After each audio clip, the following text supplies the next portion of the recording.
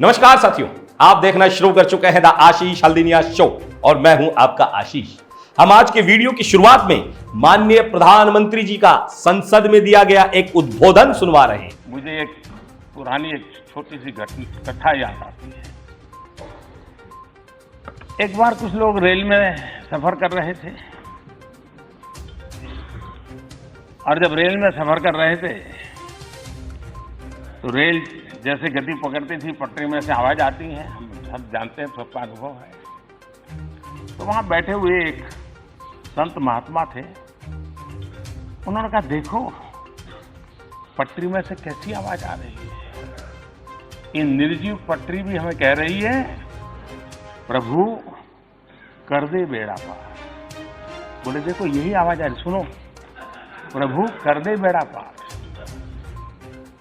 तो दूसरे संत ने कहा, नहीं यार, मैंने सुना, मुझे तो सुनाई दे रहा है, प्रभु तेरी लीला अपरंपार, प्रभु तेरी लीला अपरंपार। वहां एक मौलवी जी बैठे थे। उन्होंने कहा, अरे भाई मुझे तो सुनाई दे रहा है दूसरा। इन संतों ने कहा, भाई आपको क्या सुनाई दे रहा है? उन्होंने कहा, मुझे सुनाई दे रहा है, ये अल्लाह तेरी रहमत, ये अल्लाह तेरी रहमत। तो वहां एक पहलवान बैठे थे। उन्होंने कहा, मुझे भी सुनाई दे रहा है। तो पहलवान ने कहा, मुझे सुनाई दे रहा है, खा रबड़ी कर कसरत, खा रबड़ी कर कसरत। जैसा कि आपने सुना, मोदी जी रेल की पटरी से आने वाली आवाज की व्याख्या कर रहे थे। उन्होंने संत महाराज, मौलवी साहब, पहलवान की भावनाएं व्यक्त की। और आज मैं आपको मोदी साहब क्या सोचते हैं उस पटरी की आवाज को सुनकर वह बताता हूं। लिख लोढ़ा पढ़ पत्थर, लिख लोढ़ा पढ़ पत्थर। क्योंकि मोदी जी को भी उसी तरह आवाज सुनाई पड़ती है जिस तरह संत को सुनाई पड़ी, क्योंकि वह संत थे। मौलवी साहब को अल्लाह की आवाज सुनाई दी, पहलवान को रबड़ी सुनाई दी। ऐसे ही एक अनपढ़, बिना पढ़े लिखे व्यक्ति को सिर्फ यही सुनाई दे सकती है, लिख लोढ़ा पढ़ पत्थर। सिलबट्टे का नाम तो आपने सुना ही होगा। जैसा कि आप सभी जानते हैं, नकली डिग्री बनाना, नकली डिग्री दिखाना, एफिडेविट देकर चुनाव लड़ना, यह सब एक अपराध है।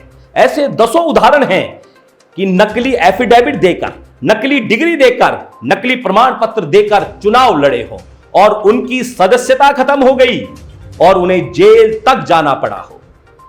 पर हमारे प्रधानमंत्री जी पर इन सब धोखाधड़ियों का कोई प्रभाव नहीं पड़ता है। यह बात आज की नहीं है। हम आपको एक वीडियो दिखाते हैं जो 6 साल पुराना है और यह वीडियो एक प्रेस कॉन्फ्रेंस का है जिसमें आज के गृह मंत्री जी डिग्री दिखा रहे हैं। किसकी? प्रधानमंत्री जी की, नरेंद्र मोदी जी की, और वह भी अरविंद केजरीवाल के मांगने पर। यह वीडियो देखिए, गौर से देखिएगा, समझ में आ जाएगा। आज मैं इस प्रेस वार्ता के माध्यम से आप सबके सामने प्रधानमंत्री जी की बीए की और एमए की दोनों डिग्रियां सार्वजनिक करना चाहता हूं। करेंगे दोनों डिग्रियां सार्वजनिक करना चाहता हूं और ये दोनों डिग्रियों की प्रति भी आपको उपलब्ध करा दी जाएगी। जैसा कि आपने देखा, नरेंद्र मोदी जी की degree Amit Shah press conference के माध्यम से रिलीज कर रहे हैं।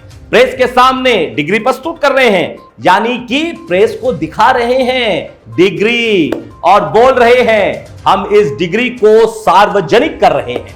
अब यह बात समझ नहीं आती कि जब एक बार देश का गृह मंत्री, जो उस समय पार्टी का सर्वोच्च नेता यानी कि अध्यक्ष था, डिग्री को सार्वजनिक कर देता है, तो फिर सीआईसी के मांगने पर भी यूनिवर्सिटी डिग्री को सार्वजनिक क्यों नहीं करती है?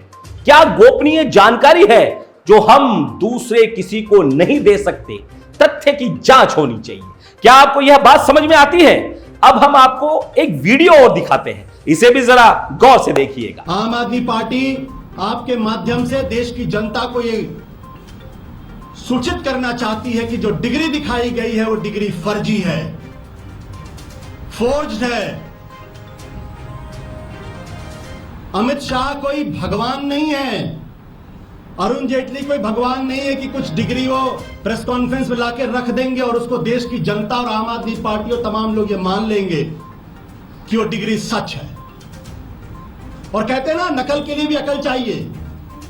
इस वीडियो में उस समय के आम आदमी पार्टी के नेता और आज के बहुत बड़े पत्रकार का प्रेस के माध्यम से प्रेस कॉन्फ्रेंस है, जिसमें वह खुलेआम कह रहे हैं यह अपराध है या फर्जी डिग्री है। आपको क्या लगता है कि अगर यह गलत बोल रहे होते, यह झूठ आरोप लगा रहे होते, तो यह जेल नहीं गए होते? खैर, यह बात तो अब आई गई हो गई। अब 6 साल के बाद गुजरात की एक कोर्ट ने जिस प्रकार राहुल गांधी को 2 साल की सजा दे दी मानहानि के आरोप में, ठीक उसी प्रकार अरविंद केजरीवाल को भी उसी डिग्री को मांगने पर 25,000 रुपए का जुर्माना हो जाता है, जो डिग्री अमित शाह सार्वजनिक कर चुके हैं और जिस पर यह आरोप है कि यह डिग्री फर्जी है। अगर डिग्री सही है तो दोबारा देने में आपत्ति क्यों थी? क्या यह बात समझ में आती है? एक बात और गौर करने वाली है कि अमित शाह और नरेंद्र मोदी जी के फर्जी डिग्री पर इतना बड़ा अपराध करने के बावजूद भी 6 साल तक आम आदमी पार्टी क्यों चुप थी? जब मनीष सिसोदिया जेल चले गए, अरविंद केजरीवाल पर जेल जाने का दबाव पड़ने लगा और अब आम आदमी पार्टी भाजपा मोदी और अमित शाह के द्वारा किए गए फर्जीवाड़े पर जोर जोर से राग अलाप रही है, चिल्लाना शुरू कर चुकी है और प्रेस कॉन्फ्रेंस करना शुरू कर दिया है। अब आप एक ताजा वीडियो और देखिए और इसे भी पहले वाले 2 वीडियो की तरह जरा गौर से देखिएगा।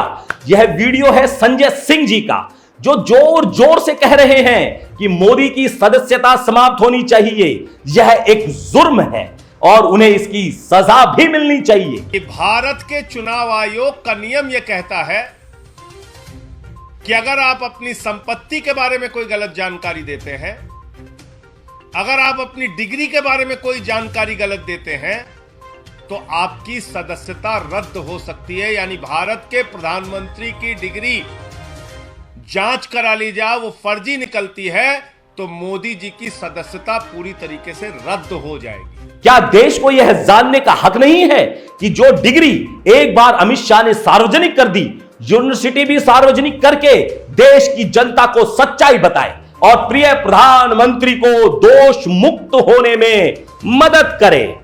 अब मैं आपको एक इंटरनेशनल मॉनिटरिंग फंड की एक रिपोर्ट दिखाता हूं, जिसमें यह कहा गया है कि भारत अब विकासशील देश नहीं रहा, भारत एक गरीब देश बन गया है और 2025 तक बांग्लादेश से भी ज्यादा गरीब हो जाएगा। इस पर पूर्व सांसद कीर्ति आजाद ने ट्वीट भी किया है। और अगर देश का प्रधानमंत्री ही रेल की पटरी को लिख लोढ़ा पड़ पत्थर बोलता हो, समझता हो, तो देश की स्थिति क्या होगी सोचनीय है। इसका फैसला आप खुद करें।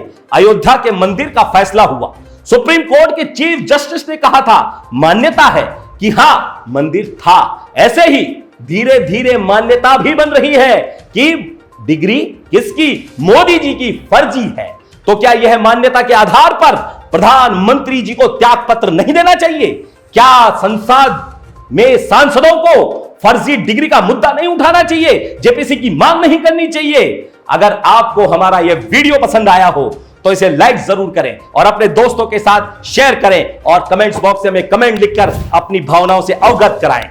जय हिंद।